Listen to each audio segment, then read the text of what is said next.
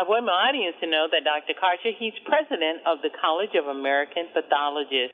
And he says that after you do all your shopping and planning and cooking and traveling, you don't want to spend the holidays in bed sick or maybe even in the hospital fighting a nasty virus. Am I correct, Dr. Karcher? Absolutely. This time of year, we're all vulnerable. And these illnesses are very much on our minds. So absolutely great advice.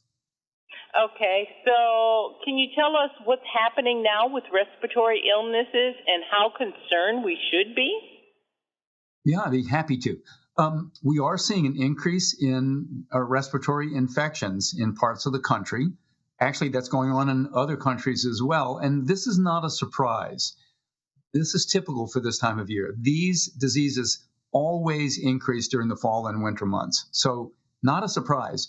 One of the things that is troubling, however, is that the vaccination rate in the U.S. is really lagging right now. People, I think, are probably all vaxxed out, but it's important to stay focused on that and get your vaccine. I checked some numbers with the CDC, and less than 40% of adults and children have gotten the flu vaccine so far this season, which is behind where we were in recent seasons. Also, less than 20% have gotten the new updated COVID vaccine.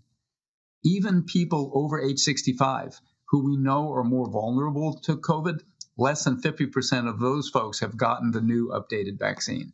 So this is really putting people at risk. Certainly could affect upcoming holiday celebrations. Well, parents are usually that sandwich generation. They're watching out for their kids who are younger and their parents or loved ones who are older. What can they do to mitigate the illnesses that affect all of those groups? Yeah, well, the first and best thing is to vaccinate, as we were discussing. And, the vaccines take about 10 to 14 days to kick in. So right now would be the perfect time to get that shot. But there's lots of other things that we can all do. The easiest and simplest is hand washing, either with soap and water or hand sanitizer. It's good when you're using soap and water to wash your hands as long as it takes you to sing happy birthday. That way you're washing your hands adequately. Another thing is sanitizing surfaces, things like doorknobs and kitchen countertops and grocery basket handles. Just a quick wipe with a sanitizing wipe can make those much less surfaces much less filled with germs that can cause these infections. Also, there's masking.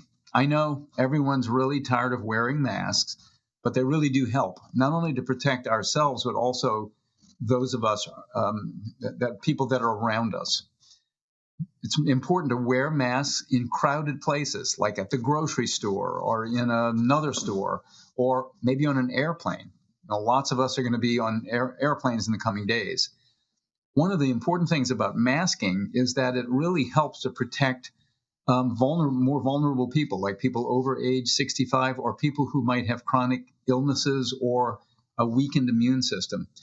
With the holidays coming up, this is a great way to protect our elderly friends and relatives that we may be around during holiday gatherings. I'm glad that you said that. So when we have these gatherings around Christmas, because there's a lot of pre-celebrations that lead up to Christmas holiday, then we got New Year's behind that. Are those recommendations, that's what you're telling us we need to consider or actually implement? Absolutely. I mean, it's not just during the holidays. It's certainly going to be true going into the new year, through the new year, to keep doing those things that maybe can protect us and mitigate these infections. I would add to the list of the things that I already mentioned, when we're in a crowded room, it's good sometimes to open up the windows and make sure there's good air circulation. That makes it less likely that people are passing viruses from one person to another. These are really easy to do, Doctor. I really appreciate that. Now, do we still need to test people, or is testing still important for illnesses?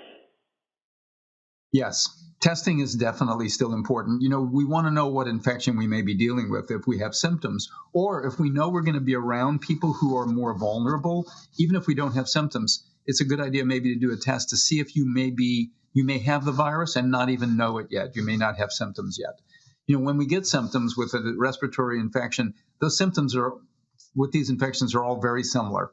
Sore throat, cough, sniffles, fever, muscle aches, you really can't tell what you have from the symptoms. So that's where testing can really be helpful. We know about the home COVID test. We've been very much used to those. There's similar tests now available to do in the home for flu.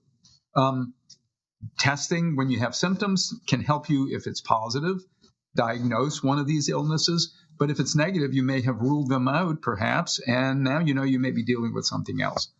One thing I always want to remind people to do when we're doing an at-home test, make sure to read and follow the test instructions to a T. That way you're going to get the best possible result and an accurate result. Also, we all have these test kits maybe hanging around the house. We've had for a while. If you're using one of those kits, check the expiration date, which is written on the packaging. Do not use an expired test because that can give you an inaccurate result. Also, what great information all around. Where does my audience go as I wrap up to find out more information? Yeah, sure. Well, the College of American Pathologists website has some very good information that can really help folks. If you go to newsroom.cap.org, you'll find a checklist of things that we can all do to help mitigate these illnesses. I want to thank you, Doctor, so much for talking common sense to those of us who really need it. Thanks for being my guest, and happy holiday. Thank you, Valder, and you have a happy and healthy holiday season in 2024. Hi, I'm Valder Beebe, host of The Valder Beebe Show. We have over 1,000 videos on ValderBeebeShow.com and YouTube.com/Valder Beebe Show. We upload new videos daily. Our site is a modern baby boomer platform with news and information important to boomers. Subscribe to YouTube.com/Valder Beebe Show and stay connected as I interview the world's most fascinating people.